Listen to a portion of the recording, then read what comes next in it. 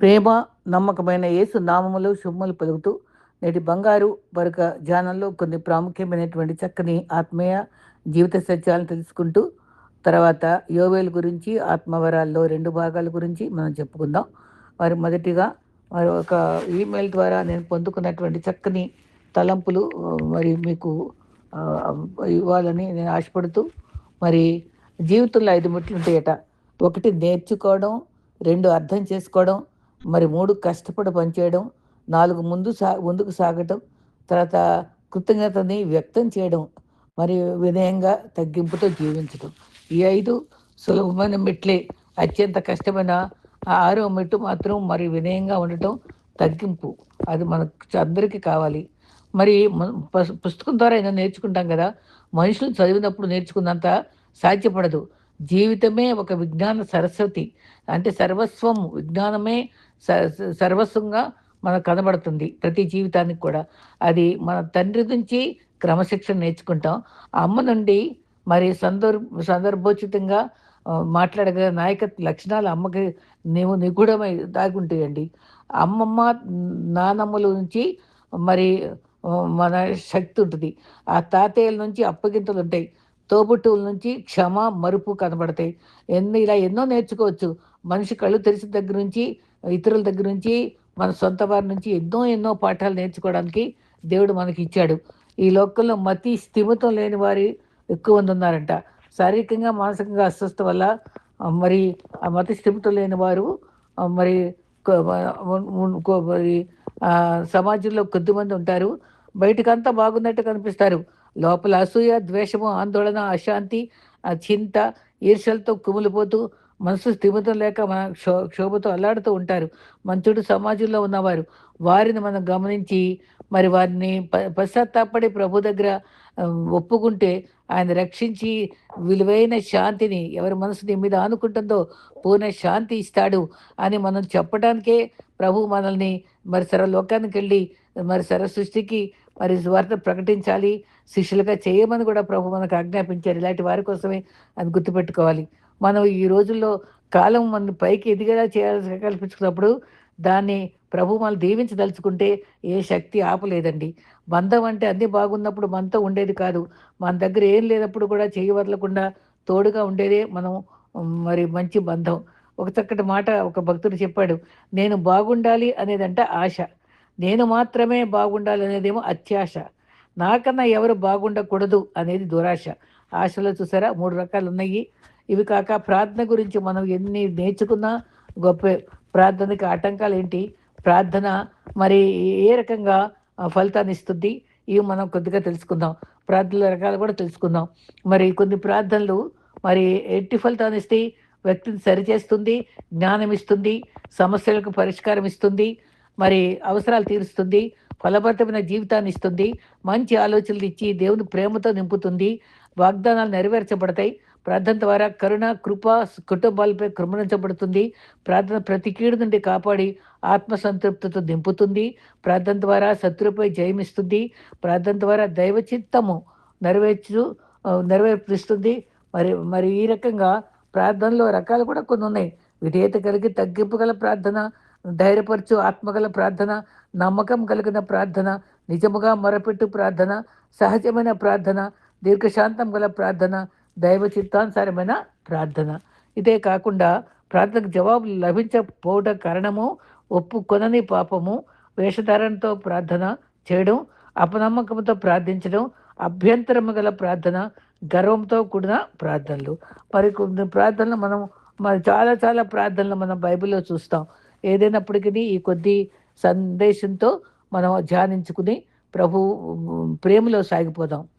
తర్వాత యోవేలు గురించిని, ఆత్మవరాల గురించి నేర్చుకుందాం. ప్రభు కృప మనతో ఉండుగాక. ఆమేన్.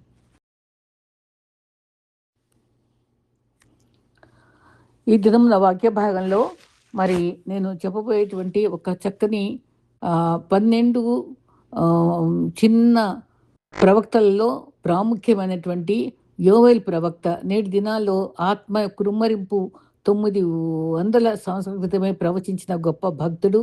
దేవుడు తనని 3 చాప్టర్స్తో ఉన్నటువంటి చిన్న పుస్తకంలో అమూల్యమైన నిధిని దాచాడు. అది మీకు వివరించాలని చూస్తున్నాను.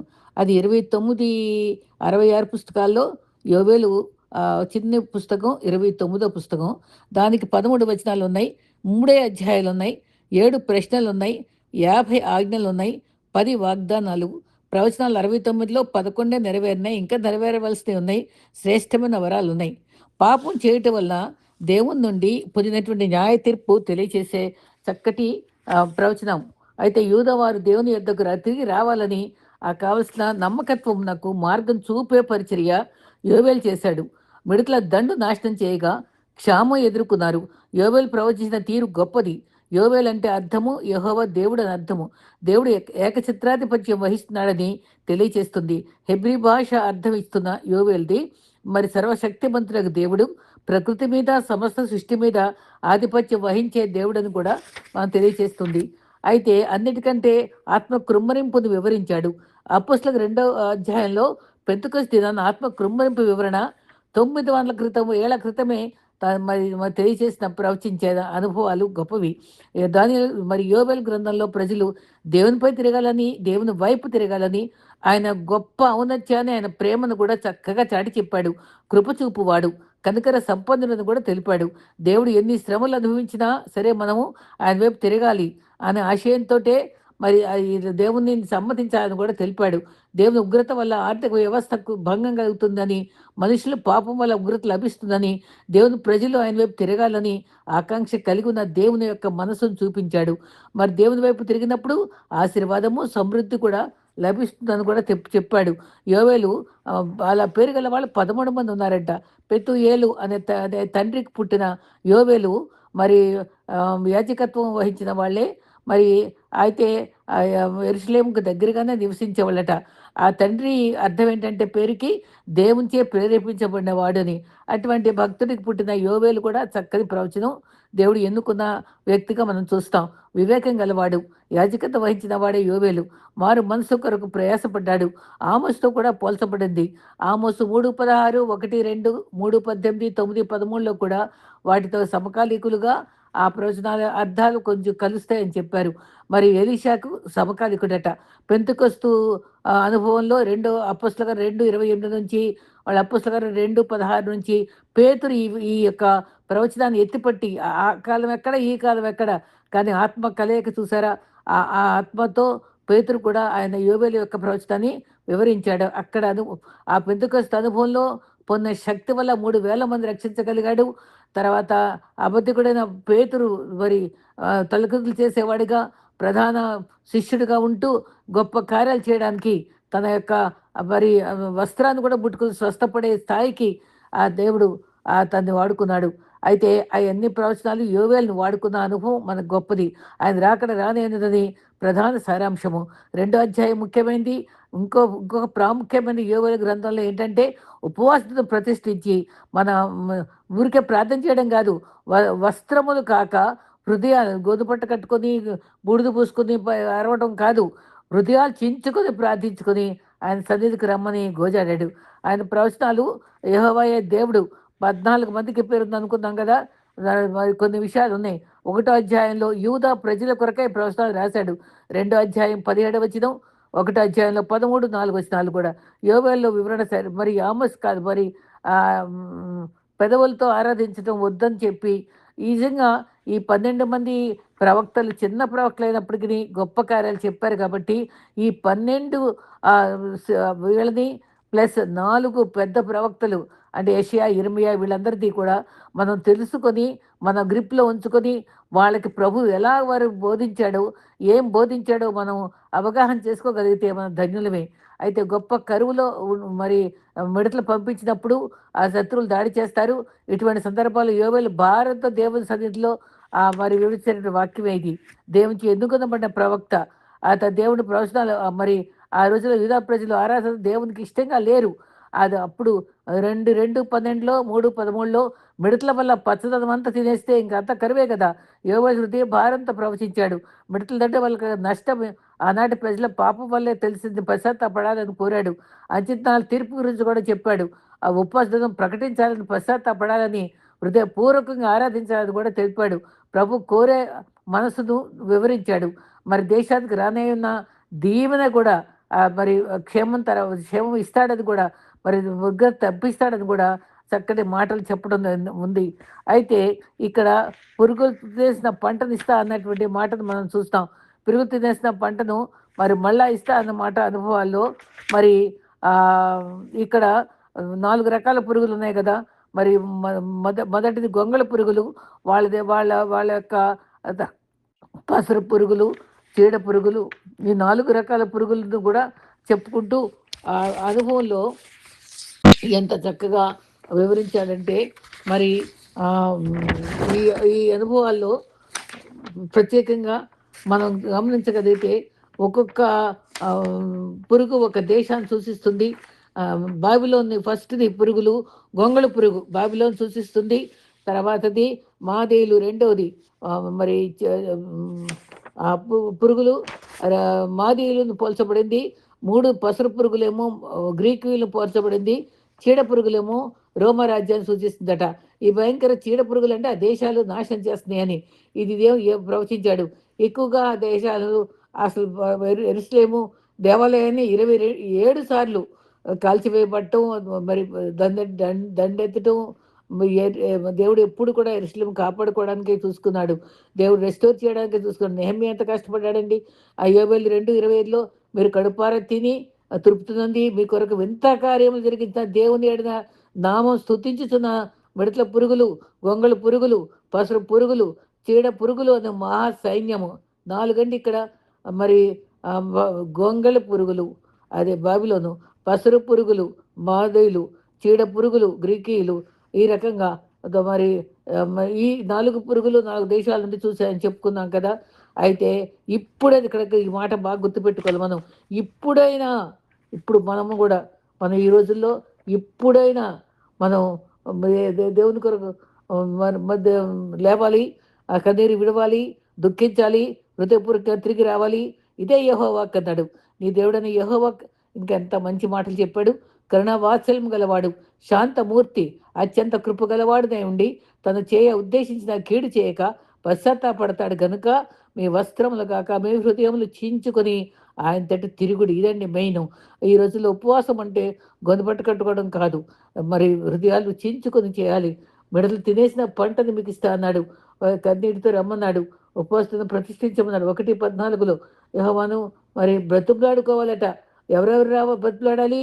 మరి జనులందరూ పసిపిల్లలు కూడా అంటే స్తన్యపానం చేసే వాళ్ళకు కూడా రావాలన్నాడు. అది వేడుకలు చేసుకోవడం కాదు, యెహోవా మందిరంలో సమకూర్చుకోవాలి పెద్దల్ని. అప్పుడు దేవుని స్తుతించాలని కూడా చెప్పడం జరుగుతుంది. ఈ రకంగా మరి ఆ రోజుల్లో ఉపవాసం మరి ఉండటం, మరి నినివే అక్కడ కూడా ఉద్యమం కూడా మనం చూస్తూ ఉంటాం. బాకా నాదం ఉదించ అన్నారు, దేశాన్ని ప్రకటించమన్నారు. రాజు ఏది చెప్తే అదే చేయాలి. సియోన్ 2:15లో సియోన్లో బాకా ఊదబడింది, జల్లు సమకూరారు, ప్రతిష్ఠించాడు, పెద్దలను పిలువనంపించారు. చిన్నవారిని స్తన్యపానం చేయి బిడ్డలు తోలుకొని రండి. పెండ్లి కుమారుడు అంతఃపురం నుండి, పెండ్లి కుమార్తె గదిలో నుంచి రావాలి. మరి బ్రతుకుంటూ తర్వాత పెళ్లి చేసుకోవచ్చు. ముందుగా ప్రార్థించాలని కూడా హెచ్చరించాడు. ఉగ్రత దినం భయంకరము. అది ప్రకట గురించి కూడా, క్రీస్తు రాకడ గురించి కూడా ఇతను ప్రవచించడం జరుగుతుంది. రెస్టోర్ చేయాలి, అత్యధికమైన ఆశీర్వాదం పొందుతారని కూడా చెప్పడం జరుగుతుంది. ఈ రకంగా యాజకులు కన్నీరు కార్చాలన్నాడు. అంత తీవ్రంగా ప్రార్థించాలంటే అప్పుడు నష్టం నాకు మించిన సమృద్ధి ఇస్తాను, కరుణ గలవాడని కూడా చెప్పాడు. 2:28లో తర్వాత నేను సర్వజనులు, ఇదండి మనకు కావాల్సింది, సర్వజనుల మీద నా ఆత్మను కుమ్మరించను. మనమందరం ఆత్మను పొందిన వారమైనా ఆత్మీయ కార్యాలు జరుగుతున్నాయా? ఆత్మ వరాలు పొందుకుంటున్నామా? మీ కుమారులు కుమార్తెలు ప్రవచనములు చెప్పుదురు, ముసలివారు కళ్ళగందురు, మీ యవనములు దర్శనం చూస్తారు. ఇది ఈ రోజుల్లో 2000 క్రితమే ఉందండి. మనం ఏం అందుకుంటున్నాం? దాంట్లో 1% అన్నా మనం పాలవుతున్నామా? ఆ ఉద్యమం పొంది, ఆత్మ వరాలు పొంది, ఆత్మ కృమ్మరింపును అనుభవించి, మరి అపోస్తులు చేసిన అనుభవాలు మనం చేయగలిగిన భారం కలిగిన వారంగా ఉండాలి. అంచె దినములలో సర్వ శరీరులపై ఆత్మ కృమ్మరిస్తాను. మరి దినమందు భయంకరంగా ఉంటుంది అన్నాడు.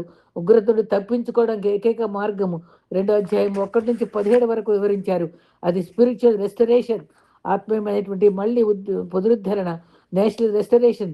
ఇస్రాయల్ దేశాన్ని రెస్టోర్ చేస్తాను, మళ్ళీ తిరిగి యథాస్థానానికి రప్పిస్తాను, మళ్ళీ మొదటికి ఆ శాపం నుంచి తప్పిస్తా అన్నాడు. యేసుక్రీస్తు గురించి కూడా 3వ అధ్యాయంలో ఆ దేశ ప్రజలు తీర్పు ఉంటుంది, మూడు 12లో నలుదిక్కులుగా ఉన్నటువంటి అన్ని జనులు తీర్పు తెచ్చుటకై నేను యెహోషాపాతు లోయలో ఆసీనుని నగుదును. ఇది క్రీస్తు రాకడ గురించి ఎంత ముందు చెప్పాడండి. ఆ తీర్పు గురించి ఎంత బాగా చెప్పాడు. ఇంకా రాబో దినాల్లో ఇంకా నెరవేరవలసినవి ఉన్నాయని కూడా చెప్పాడు. నలుదిక్కుల రెండవ రాకడ మరి తీర్పు తీరుస్తాడు. ఆ ప్రవచనము 2:11లో యెహోవా సైన్యం నడిపించుట ఉరుముల వలె గర్జించున్నాడు. ఆయన దండు బహు గొప్పదై ఉన్నది. ఆయన ఆజ్ఞ నెరవేర్చవలసిన బలం గలది. ఇంకా చక్కటి మాట చూసారా? యెహోవా దినం అంటే రెక్కల దినం. అది బహు భయంకరము. దాన్ని తాళగలవాడెవడు? నిజంగా మనమే భయపడుతున్నాం కదండి. యెహోవా దినం భయంకరము. మరి తాళగలమా? రాజులు ఎదుర్కోలేరు. ముందే మేల్కోవాలి. జీవ పునరుద్ధానంకై సిద్ధపరుస్తానని ఫిలదెల్ఫియా చర్చితో చెప్పాడు. ఆయన మరి రక్షిస్తా అన్నాడు. వెలుగుగా ఉండా అన్నాడు. జాగ్రత్తగా ఉండా అన్నాడు. భయపడక సిగ్గుపడ వారిగా ఉండా అన్నాడు. ఇక ఉగ్రత రావచ్చు, తెగులు రావచ్చు, ఇశ్రాయేలీయులు బాధించే విధంగా. తర్వాత ఎలాంటి బాధ? ద్రాక్షరసం మత్తులే ఉండకుండా ద్రాక్షరసం తీసివేస్తాను, అంజూరపు చెట్టు తొలగిస్తాను, జీవితానికి ధాన్యం రానివ్వను, కరువు రాబోతుంది, గోధుమలు ఎవరు లేకుండా చేస్తాను, జంతువులు పచ్చని గడ్డి లేకుండా తినేస్తారు. అంటే మిడతలు తినేస్తున్నాయి కదా. దేవునికి నమ్మకంగా ఉండాలి. మోషే కూడా ఈ విషయం తెలిపాడండి. తను కూడా ప్రవక్తే. ద్వితీయోపదేశం 28:38లో విస్తారమైన విత్తనమును పొలంలోనికి తీసుకొని పోయి కొంచెమే ఇంటికి తెచ్చుకుందరు, ఏలైనగా మిడతలు దానిని తినివేయును. ఈ మిడతలే కదా చెప్పారు యోవేలు. అక్కడ అక్కడ మోషే కూడా చెప్పాడు. ఆ ప్రకటనలో యుద్ధాలు, కరువులు, రోగాలు, మరణాలు వస్తాయి. 7 ముద్రలు ఉంటాయి. మరి తెల్లటి, ఎర్రని, నల్ల గుర్రాలు, పాండురంగు గుర్రాలు వస్తాయి. ఎన్ని ప్రకటనలు ఉన్నాయి. రాబో దినాలు భయంకరమైన దినాలు. వాటి కోసం మనం ప్రార్థించాలి. మరి ఫిజికల్గా, స్పిరిచువల్గా మళ్ళీ మనం ఆత్మను పొందుకుని అన్ని విషయాలు ఆత్మలో వర్ధిల్లటానికి మనము ప్రభు కొరకు సిద్ధపడే వారంగా ఉండాలి. మరి రెండో భాగంగా ఆత్మవరాల్లో మరి మనము విశ్వాసం చూసుకున్నాం రెండో సెట్లో. తర్వాత స్వస్థత వరము, వివిధ భక్తుల యొక్క స్వస్థత వరాల్లో ఒక గొప్ప భక్తుడు స్మిత్ విల్లింగ్ వర్త్ అని ఆయన ఈ ప్రత్యేక ఆత్మీయ వరం గలవాడు. స్వస్థత వరం అది చాలా గొప్ప వరం అండి. అది ఆయన సామ్రాలు గారి స్నేహితుడే. మరి చాలా కొద్ది సంవత్సరాలు జీవించిన గొప్ప పేరు పొందిన భక్తుడు ఆయన. ఆయన భార్య రక్షణ సైన్యం సంఘ సభ్యురాలు. వృత్తిపరంగా కంసాలి, ఇనుప పనిముట్లు చేసేవాళ్ళు. స్థానిక సంఘంలో దైవ సేవ చేసేవారు. స్వచ్ఛంగా స్వేచ్ఛగా మాటలకు చేతయ్యేది కాదు, నత్తోడు. కీర్తన పుస్తకాలు పంచటం, చందా పట్టడం వంటి చిన్న పనులు చేయగా భార్య ప్రసంగం చేసేదట. స్మిత్ హృదయంలో అచంచల విశ్వాసము, భక్తి ఉండేదట. అప్పుడు అతని ప్రార్థనలో ఎంతో ఫలభరితంగా సత్ఫలితాలు ఇచ్చేవట. ఈ రచంచల విశ్వాసంలో వింత కార్యాలు జరిగేవట. ఒకరోజు పనిచేసి ఇంటికి ప్రవేశించగానే ద్వారం వద్ద అతని భార్య చనిపోయిందంట వార్త తెలిసిందట. అప్పటికి 2 గంటల క్రితం ఆమె చచ్చిపోయిందంట. వెంటనే ఆమెను చేరుకుని ఆమెను చూసి, అరే ఆమె చనిపోలేదు అంటే ఆమె సమీపించటకు ముందు చేతి సంచి కిందకి జారి విడిచి మరి ఆమెను పెట్టబడిన మంచం చేరి ఆ శవాన్ని లేపి గోడ కానించి నిలబెట్టి అదిం పెట్టాడట. ఆ పేరు పెట్టి పిలిచి, నేను నీ ఆజ్ఞాపిస్తున్నాను, నేను నిన్ను ఆజ్ఞాపిస్తున్నాను, మరి మరి ఈ రకంగా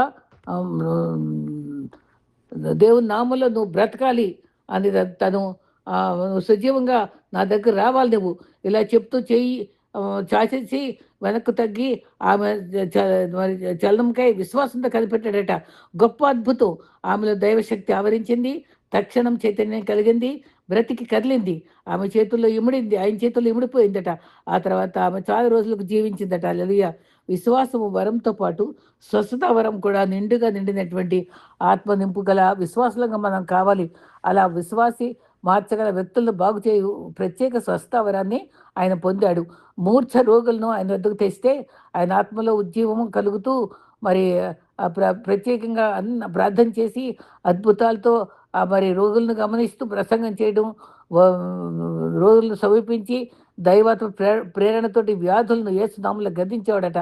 స్వస్థపడగానే వేదిక చేరి తిరిగి ప్రసంగం చేసేవాడట. ప్రసంగం మధ్యలో ఎవరైనా రోగులు ఉంటే వెళ్ళి ప్రార్థన చేసి ఆయన బాగు చేసి మళ్ళీ ప్రసంగం కంటిన్యూ చేసేవాడట. ప్రార్థన నీతిమంతుడు, ప్రార్థన బహు బలం గలదే ఉంటుంది కదా. అయితే చలోక్తులతో, హాస్యపూరిత కబుర్లతో ఆహ్లాదకరంగా దైవసేవ చేసేవాడు. స్వస్థావరం చాలా ప్రత్యేకమైంది. అనేక రీతిలుగా అనేక సందర్భాల్లో పనిచేస్తుంది. యెషయా 53:5లో పౌలు తన శరీరంపై 39 దెబ్బలు పొందాడు. ఆయన పొందిన దెబ్బలైతే మనకు స్వస్థత లభిస్తుంది. క్రీస్తుకు వ్యాధిగ్రస్తుల బాధల మరి అవసరాలు బాగా తెలుసు. మత్తయి 17:21లో సైతాను బంధాల వ్యక్తులను యేసు నామంలో ఉపవాసంతో ప్రార్థించి నీళ్లలో దూకే కుర్రాన్ని రక్షించినట్లు రక్షించగలరు. క్రీస్తు స్వస్థతలో ఎన్నడూ అద్భుతమైన జయము గలవుగా నిలిచాయి. 2 Timothy 4:12లో పౌలు స్నేహితుడు ఎత్రోఫీస్ రోగయ్యాడు. అప్పుడు పేతురు అత్త జ్వరాన్ని క్రీస్తు గద్దించాడు. అందరికీ అన్ని వరాలు అందుబాటులో ఉండవు. నేటి యుగంలో ఓరల్ రాబర్ట్స్ వంటి భక్తులు, జాన్ అలెగ్జాండర్ చికాగోలో 1900 సంవత్సరాల పేరు పొందిన విశ్వాసి, 600 ఎకరాలు ఆయనకి ఎకరాల స్థలము మరి ఉత్తర చికాగోలో పొందాడట. మరి సియోను పురాన్ని స్థాపించాడు.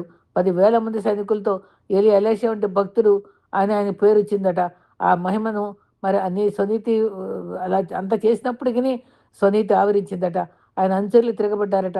విషాద పరిస్థితిలో మరణించారట. కృపావరాలు ప్రజల్లో చేయి భక్తుల్లో వినయ విధేయతలు చాలా అవసరం. తను తగ్గించుకునే జీవించేటువంటి అవసరం. ఈ విధంగా స్వస్థ వరాన్ని పొందేవాళ్ళు అనేక మంది మనం గమనిస్తూ ఉంటాం. తర్వాత స్వస్థత పొందుట కొన్ని మార్గాలు కొన్ని ఉన్నాయి. అతి శ్రేష్టమైన పద్ధతి ఏదంటే స్వస్థత కోరేవారు ఎవరికి వారే ప్రార్థించుకోవాలి. ఎవరైనా వ్యాధిగ్రస్తులు అయితే స్వకీయులైన వారు ఎవరైనా ప్రార్థించడం అవసరం. లక్షలాది వ్యక్తులను కేవలం తల్లిదండ్రుల ప్రార్థన ఫలితంగా గొప్ప అనుభవాలు పొందారు. అటు అనుభవాలు జ్ఞానం గల కుటుంబాలు తమకై ప్రార్థించడం మాత్రమే కాక ఈ పరిసర ప్రాంతంలోని వారికే ప్రార్థించుట పరిపాటి. కొందరు భక్తులు ప్రత్యేక వ్యాధులకై ప్రార్థించి జవాబు పొంది గమనించగలం. ఇప్పుడు ఈ రోజుల్లో కూడా స్వస్థావరాలు పొంది గలవారు ఉన్నారు. స్వస్థతలు కూడా జరుగుతున్నాయి. నేను సాక్ష్యాలు కూడా వింటున్నాను. అద్భుత కార్యాలు చేయు శక్తి, అది 6వది. మానవ సహజ శక్తితో అద్భుతాలు చేయలేదు, కానీ దేవుడు అనుగ్రహించే శక్తి గల వరముచే ఈ ఈ అనుభవాలు పొందగలరు. అసాధారణ క్రియలనే అద్భుతాలు అంటారు. మహిమ దేహంతో ఉన్నప్పుడు ఇవన్నీ సహజంగా జరిగినట్లు కనిపిస్తాయి. క్రీస్తు పరిచర్యలో ఎన్నో అద్భుతాలు చేశారు. క్రీస్తు ఒక సందర్భంలో అంజూరపు చెట్టు గురించి తెలుపుతూ శాపం పెట్టారు. శిష్యులు ఆ చెట్టును నశించడం చూసి ఆశ్చర్యపడ్డారు. మార్కు 11:10-14. క్రీస్తు దృష్టిలో అది అల్ప విషయం, శిష్యులకైతే అది అద్భుతం. సాధారణ జీవితంలో ఒక్క నోటి మాట చేత చెట్టు ఎండిపోవటం అసాధ్యమైన విషయమే. అద్భుత కార్యాలు గ్రీకు భాషలో దునామస్ అంటారు. అయితే దునామస్ డైనమైట్ అనే పదం నుండి వచ్చింది. విస్ఫోట శక్తి గలది. మరి ఎనర్జీమా అనే మా పదం నుండి ఎనర్జీ శక్తి అనే పదం వచ్చింది. డునామస్ అనే పదము శక్తి అనే పదం నుంచి ఆవిర్భవించారు. అయితే మీరు శక్తి పొందెదరు, సాక్షులుగా ఉంటారని కూడా మన గురించి చెప్పారు. పుస్తకార్యం 1:18. శక్తి చేత అనే మాట చేత విస్ఫోట శక్తి, అది ఆ రకంగా మరి బాంబు పేలినప్పుడు ఉద్భవించే శక్తి. ఈ శక్తి విశ్వాసం వలె మరి ఆవిర్గతమవుతుంది. మన ప్రమేయం లేకనే ఈ శక్తి గల వరాన్ని దేవుడే మన పక్షంగా చేసి చూపిస్తాడు. దేవుడే మహిమకరంగా ప్రయోగాత్మకంగా ఈ వరాన్ని పనిచేయిస్తాడు. ఆ స్థితిలో ఊరక నిల్చుండి చూస్తూ ఈ అద్భుతాన్ని నిరీక్షి ఉండటమే ప్రతి వ్యక్తి కర్తవ్యము. మన ద్వారా దేవుడే పని జరిగిస్తాడు. మనం ప్రార్థించి ఆ వరాన్ని పొందగలం, లేదా మనం గమనించి దేవుని స్తుతించగలం. శక్తి బలము గల సేవ చేటుకే క్రీస్తు మన శక్తి నింపుతున్నాడు. అది సహజంగా మనలో లేదు. అద్భుత శక్తి సంపదని మన మనసులో, చేతుల్లో, కాళ్ళల్లో వింత శక్తిని ఆపాదించుకుని అద్భుత క్రియ క్రీస్తు వల్ల జరుగుతుంది. ఇది అద్భుతమైనటువంటి కార్యాలు ప్రత్యేకంగా చేయ కృపావరంలో ఒకటి. ఈ రకంగా అద్భుతం చేయ శక్తి బిలాము మరి మగ జీవితం మాట్లాడించడం కూడా ఉంది. ఏలియా కూడా అద్భుతాత్మ పూర్ణుడై అక్కడ మాకు ఎంతో గొప్ప కార్యాలు చేశాడు. ఎలీషా కూడా గొప్ప కార్యాలు రెట్టింపు చేశాడు. దావీదు కూడా శక్తి గలవాడై మరి రాజు కాకమునుపు సింహాలను ఎలుగుబంటిని కూడా చంపగలిగిన సమర్థుడయ్యాడు కదా. ఆ రకంగా అద్భుతాలు చేయే శక్తి సంసోన్కి ఎంతో ఉంది. తన జీవితంలో ఎన్నో రకాలుగా అద్భుతాలు చేశాడు. అన్నిటికి మించి చేసిన అద్భుతాలు అనేకాలు. ఆయన ఎన్నో అద్భుతాలు మనం అన్ని 5 రొట్టెలు 2 చిన్న చేపలు చేయడము, మరి ముగ్గురు చనిపోయిన వారిని బ్రతికించడం, దాన్ని మరి గుడ్డివారిని కుష్టివారిని బాగు చేయడం, ఇవన్నీ కూడా అద్భుతాలే. ఈ రకంగా ఈ వరాలన్నీ కూడా మనం గమనించుకున్నాము. తర్వాత నెక్స్ట్ చివరి సెట్ రేపు చెప్పుకుందాం. ప్రేరణచే నిలిచే కృపావరాలు. అవి ఏంటంటే ప్రవచనము, భాషలు మాట్లాడటం, భాషలో అర్థం చెప్పడం. 9 వరాల్లో మనం 6 వరాల గురించి మనం చర్చించుకుందాం. ప్రభు ఈ సందేశాన్ని దీవించుగాక. ఈ యోవేలు యొక్క ప్రవచనాంశాలు ఈ తర్వాత ఈ కృపా వరాల్లో మనం 2 వరాల గురించి వివరించుకుందాం. మిగిలిన వరాలను కూడా చెప్పుకొని దేవుని యొక్క ఆశీస్సులు పొందుదాం. మరి ఈ వరాల యొక్క అనుభవాలు ప్రార్థన ద్వారా, ఉపవాసం ద్వారా, హృదయం గృమ్మరించుకొని, కనిపెట్టడం ద్వారా పొందుకొని, దేవుని సేవలో మనం నిమగ్నమై ఆయన రాకడ వరకు ఆయన రాకడను ఆకాంక్షిస్తూ ప్రభువు చిత్తంలో బ్రతుకుతూ మన జీవితాన్ని సార్థకం చేసుకుందాం. అట్టి కృప మనకి దేవుడు అనుగ్రహించుగాక. ఆమేన్.